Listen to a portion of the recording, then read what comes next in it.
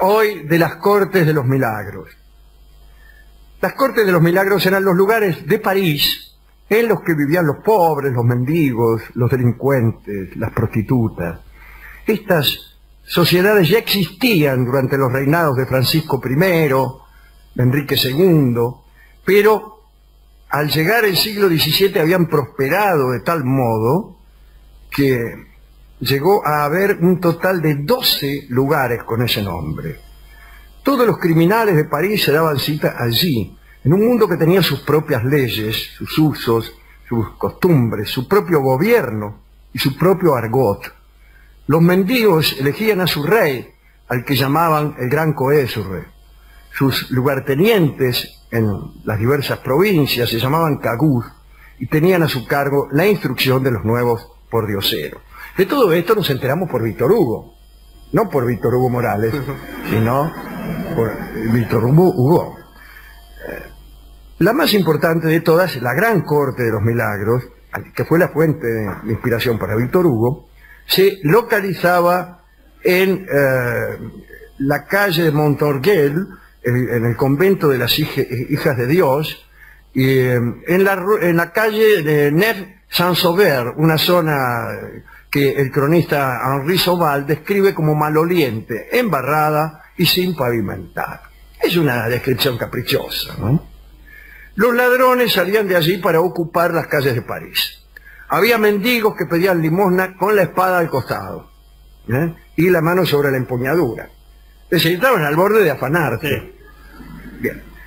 Estaban en los mercados, en las iglesias, en los espectáculos públicos. Por todas partes se veían personas con lesiones y enfermedades simuladas.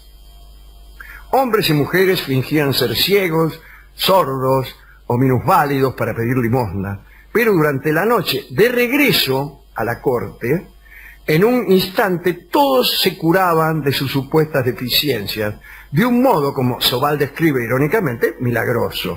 Y ahí el nombre que se dio al lugar. Bien. Paul Bul hace una descripción de este lugar que leo.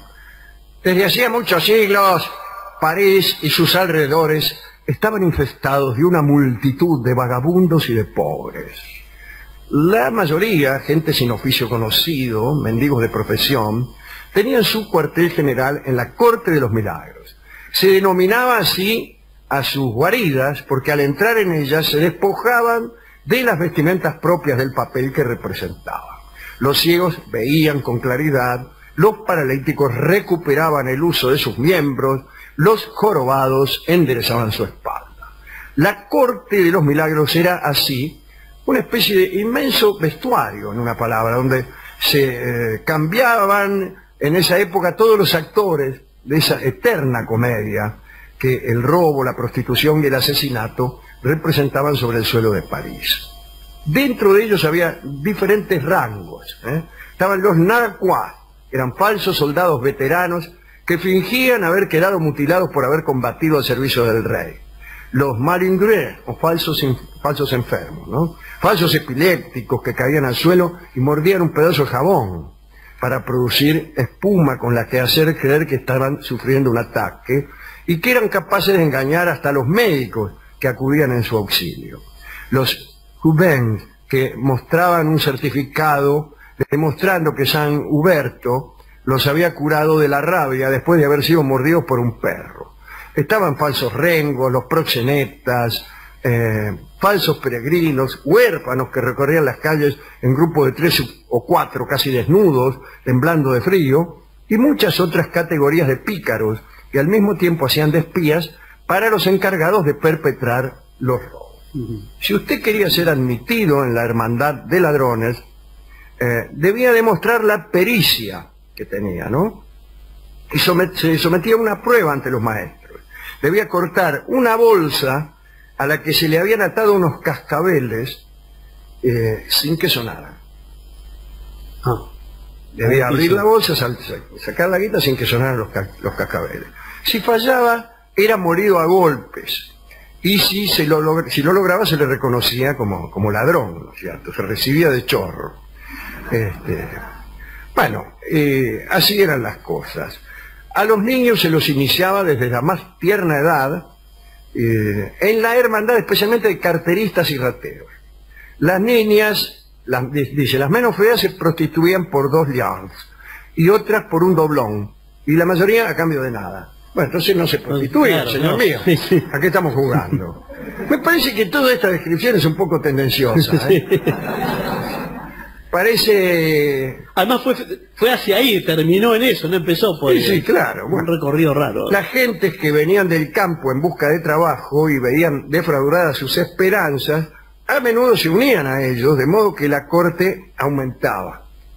Durante el reinado del rey Sol, o sea, Luis XIV, las historias sobre aquel misterioso lugar y las extrañas metamorfosis que allí se producían estaban tan de moda que el 26 de febrero de 1653 se representó un ballet de Benserade ante Luis XIV.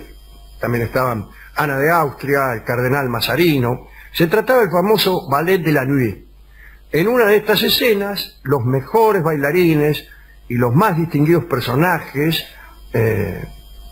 entre los cortesanos, ¿no? Entre ellos estaba el propio Lully, que era el músico preferido, el director preferido de Luis XIV, aquel que dirigía con un bastón, como se dirigía en aquella época, pero en el caso de Lully es pertinente señalarlo, porque murió por eso. Se encajó el bastón en el pie, le agarró una gangrena y chao. Bien, discúlpenme.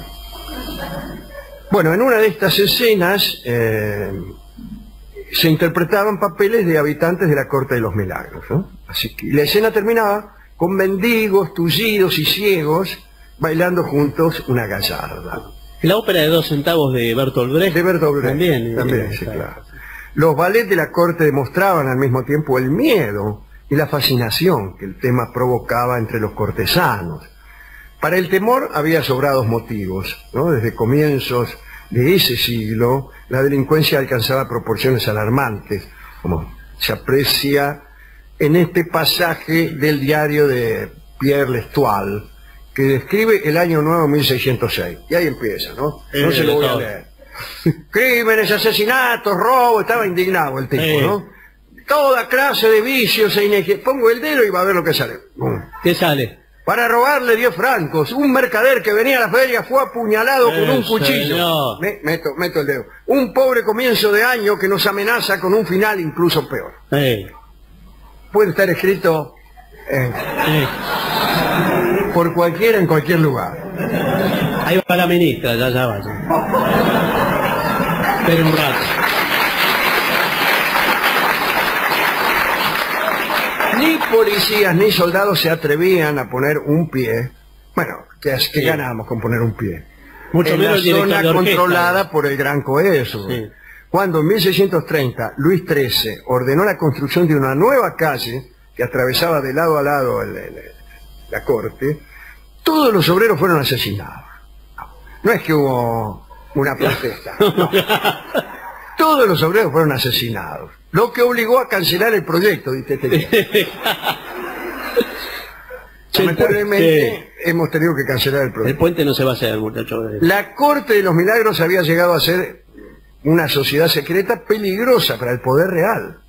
Esas gentes podían convertirse en cualquier momento en tropas sediciosas que incluso podían ser pagadas por personas de calidad. Ojo al Cristo.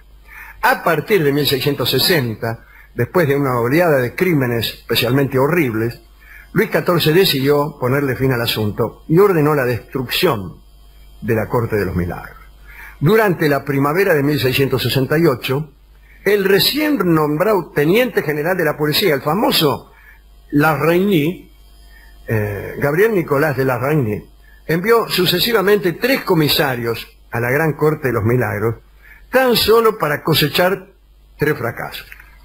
Larreynie tuvo que presentarse personalmente, haciendo creer que acudía con unas fuerzas muy superiores a aquellas de las que realmente disponía. ¿Qué me diría si le dijera que traigo conmigo a 3.000 soldados?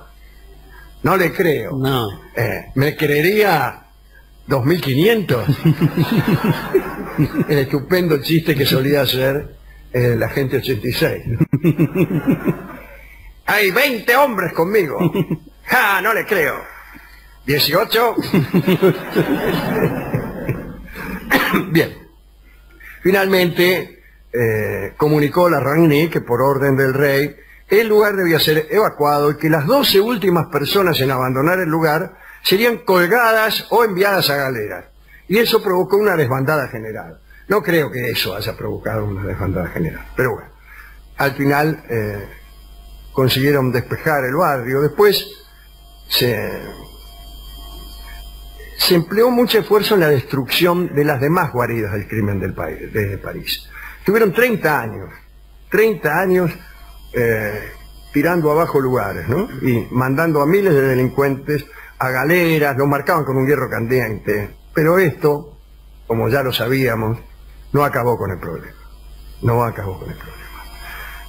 Aunque la Corte de los Milagros no volvió a representar nunca la misma amenaza de antaño, los ladrones y los mendigos fueron progresivamente retomando su lugar, hasta que a finales del siglo XVIII se ordenó la demolición de todos los tugurios, con la intención de establecer por allí un mercado, que creo que fue el mercado de Les Halles. Bueno, demolieron todos los tugurios, pero adivine qué. Igual eso no terminó con el problema. Así que debe haber otra manera, que no sé cuál es. Esto inspiró a Víctor Hugo, que tiene unos capítulos memorables acerca de la Corte de los Milagros, y hay infinidad de películas donde casi siempre tienen estos personajes de la Corte de los Milagros un papel justiciero. ¿No?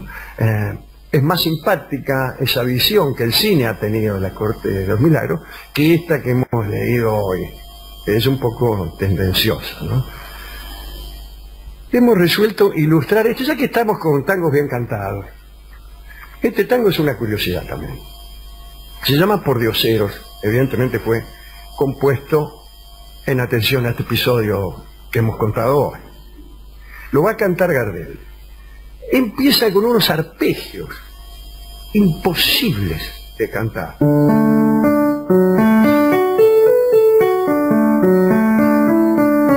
va a cantar eso?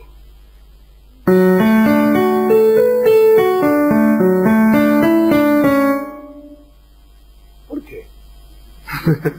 ¿Cómo haces para cantarlo rápido? La mayoría de nuestros cantores mienten. Bueno, claro, se comieron. Pero Gardel las canta todas. Se llama Por Dioseros y lo escuchamos ya.